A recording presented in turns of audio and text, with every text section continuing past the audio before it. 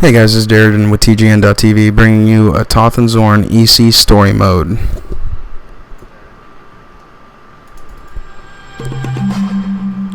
So first off, I'm going to be covering Toth's abilities. This is Smash, Backhand Smash, Cleave, Ground Shatter, and Berserk.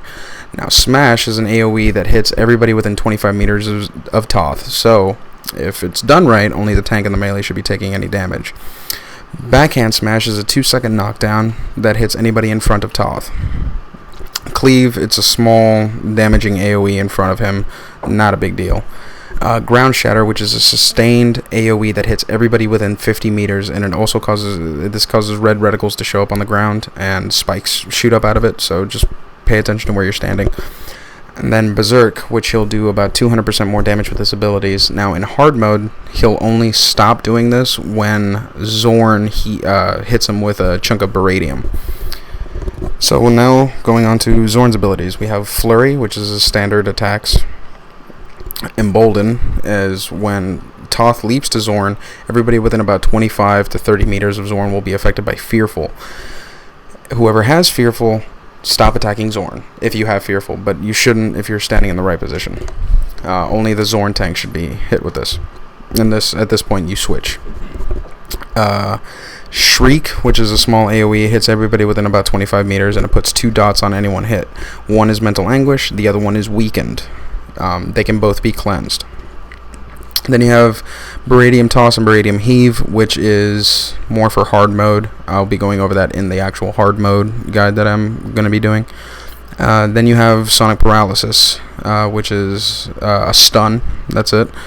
And they're shared abilities. Here we have Surge, which when they're both close to each other, they get a stacking buff that increases their damage and reduces their damage taken.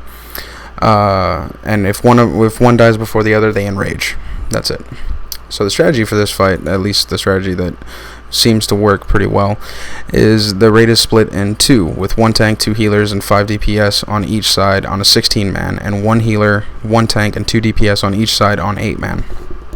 Any melee DPS should be on Toth full-time and should never DPS Zorn. Range can be put on either boss, as long as they stay about 25 to 30 meters out. Toth is positioned in the area just in front of the cave entrance. If you like, we do it kind of the opposite direction. We tank them in the front, and then everybody stands towards the cave entrance in the back. But you stay about 30 meters away from them, ranged and healers, and you can cover both tanks and DPS both of them equally. And phase 1, it's like I said, this is a 3-phase encounter. Phase 1. Zorn uses Shriek on anybody within 25 meters, and Toth will smash anybody within 25 meters, so you have to be pretty quick about this. Then, as everybody's getting into position, the tanks will pull them to either side. They have to stay about 40 meters apart, and the ranged and healers have to stay about 25 to 30 meters away from both of them. So right here you can see Toth just leaping to Zorn. We switch here. Because of the Fearful debuff. You don't want to get hit with that, because every time you deal damage, it will deal damage back. It reciprocates the damage.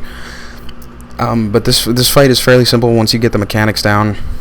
All those abilities are the biggest things. Like strategy is, as you can see right here, the melee is on Toth always. And the range is back there towards the cave entrance is the way we did it.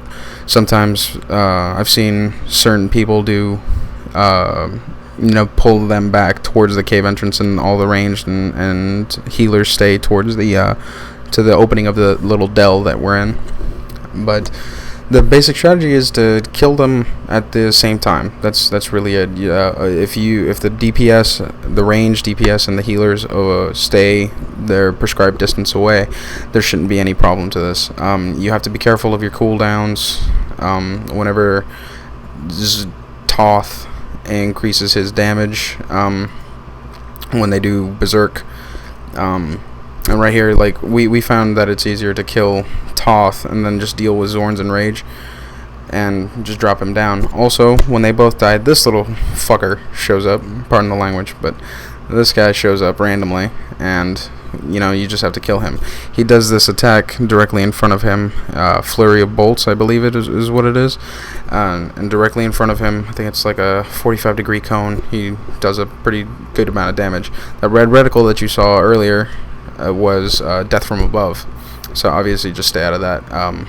And that's pretty much it. That's that fight in a nutshell. If you like this guide or don't like this guide, leave some comments below. Subscribe to TGN.